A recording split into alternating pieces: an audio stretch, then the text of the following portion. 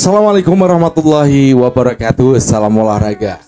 Pemirsa yang ada di seluruh tanah air, para supporter Timnas Indonesia, para pendukung Timnas Indonesia, para pecinta, para fans, semua yang ada di seluruh tanah air, berjumpa kembali dengan kita Lucu Stand, yang tentu saja kita akan mengabarkan informasi terkini seputar sepak bola Indonesia. Dan sebelumnya untuk Anda berikan tombol like dan subscribe untuk mendukung kita menuju 100.000 subscriber yang pertama. Dan juga berikan komentar, kritik pada kita, dan kritik kepada PSSI agar terus on the track dalam memajukan sepak bola Indonesia. Pada hari ini kita sama-sama sudah menyaksikan pertandingan Piala Kemerdekaan di mana Indonesia telah memenangkan laga atas Uzbekistan dengan 2 gol. Jadi ini adalah sebuah pertandingan yang cukup bagus. Kemarin dalam beberapa konten yang lalu saya mengatakan masa depan Timnas Indonesia itu bukan berada pada Timnas senior saat ini. Tetapi yang sudah saya katakan adalah masa depan Timnas Indonesia senior itu ada di tangan anak-anak U17 saat ini yang dipegang oleh Coach Nova. Dalam pertandingan yang sudah berakhir ya, kita memenangkan pertandingan cukup seru atas Uzbekistan. Ini musuh kita bukan lawan yang main-main. Mereka ini adalah negara yang telah memenangkan Piala Asia U17. Sehingga pada kesempatan tadi kita bisa memenangkan pertandingan 2-0. Kemudian juga kita menguasai ball possession. Itu cukup menarik karena kita memang sudah dipersiapkan oleh PSSI dan juga Coach Nova untuk dalam Piala Kemerdekaan ini sebagai ajang mempersiapkan diri menuju Qatar ya. Kita akan menuju Piala Dunia. Dan bagaimana pertandingan yang sudah berlangsung? Ya, kita sudah memenangkan pertandingan cukup bagus 2-0. Gol pertama tadi lewat sontekan Dimas ya di babak pertama. Cukup bagus ya kalau kita melihat pertandingan yang dimulai dengan pemain-pemain yang baru. Tentu saja ada recovery yang cukup dari pemain-pemain ini. Tidak semuanya bermain dalam pertandingan yang sudah dimainkan saat lawan Uzbekistan. Ada Fadli, Alberto, Mirza ini pun absen. Dia main di 3 menit babak kedua sebelum berakhir ya. Jadi hanya bermain ya sekitar 8 menit dengan tambahan waktu 5 menit.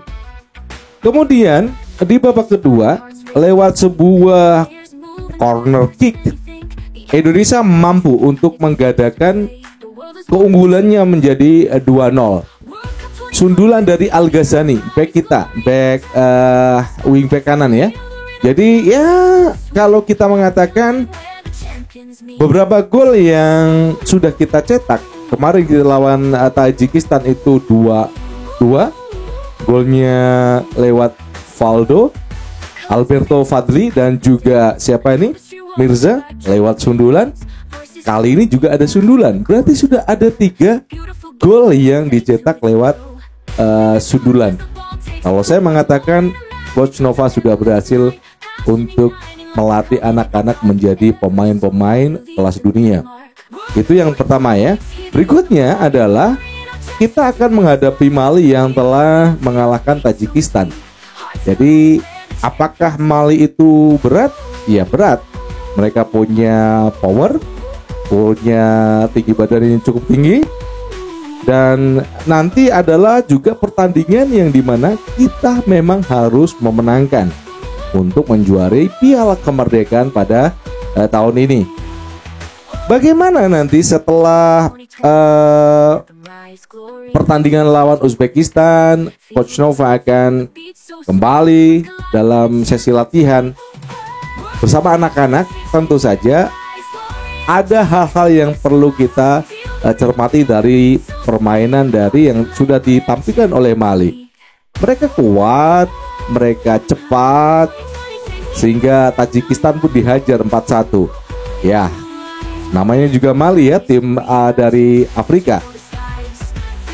Apa yang bisa diraih dari pertandingan saat Mali menghadapi Tajikistan dan juga Uzbekistan? Tentu saja sudah banyak catatan-catatan ataupun video analisis yang sudah dicatat oleh tim dari Nova Arianto. Tentu saja kita akan tunggu bagaimana nanti kelanjutan di Piala Kemerdekaan. Anak-anak U17 ini mampu apakah tidak mengalahkan Mali dalam 2 kali 45 menit. Saya harapkan tentu saja dengan kedisiplinan yang sudah diberikan saat kita meladeni Uzbekistan, ya 50-50 ya. 50-50 saya katakan, tapi mungkin kita bisa mencetak gol 1-0 lah.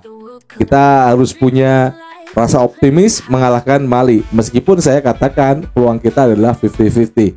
Karena saat Mali mengalahkan Uzbekistan itu 3-0, kita bisa mengalahkan 2-0. Sebenarnya kita secara kualitas di bawah Mali.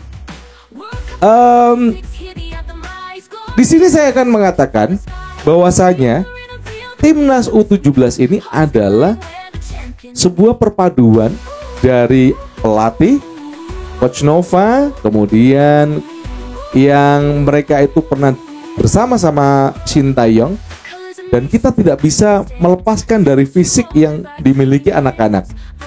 Ini adalah representasi dari jangka panjang yang akan datang. 5 tahun yang akan datang kita akan memiliki timnas senior yang cukup bagus. Saya memprediksi ya, bukan saya ini merasa jago dalam memprediksi timnas Indonesia ya, tetapi melihat apa yang sudah ditampilkan U17, saya yakin timnas Indonesia masa depannya cerah itu ada di U17 senior ya. Ada Goli, ada Aska. Saya suka pemain ini. Aska di wingback kiri, sedangkan Goli sebagai winger kanan. Permainan yang cukup bagus yang dimainkan. Dua anak ini semuanya merata. Mereka bisa menutup kekurangan-kekurangan. Tidak ada yang unggul satu sama lain. Ini anak semua rata. Cuman saya menitik beratkan pada Gali dan juga Aska di wingback kiri dan juga Gali yang ada di wing kanan. Ini adalah sebuah terobosan yang dimiliki Indonesia. Apakah nanti saat lawan Mali kita mampu memenangkan pertandingan? Saya rasa kita mampu, meskipun secara kualitas kita masih di bawah Mali. Uzbekistan aja udah kita kalahkan, Tajikistan kita udah imbang. Dan untuk memenangkan Piala Kemerdekaan ini, U17 wajib memenangkan pertandingan atas Mali nanti di pertandingan terakhir. Yang terakhir adalah, apa kesimpulan dari pertandingan U17 saat menghadapi Tajikistan, Uzbekistan? Ini adalah persiapan timnas Indonesia di masa yang akan datang. Ini adalah generasi emas, harus dijaga. Coach Nova nanti dia akan melatih U18, U20 hingga senior. Mudah-mudahan demikian yang bisa saya katakan. U17 Indonesia adalah generasi emas terbaik untuk timnas senior pada masa yang akan datang. Wassalamualaikum warahmatullahi wabarakatuh. Salam olahraga. Bye bye. Ciao.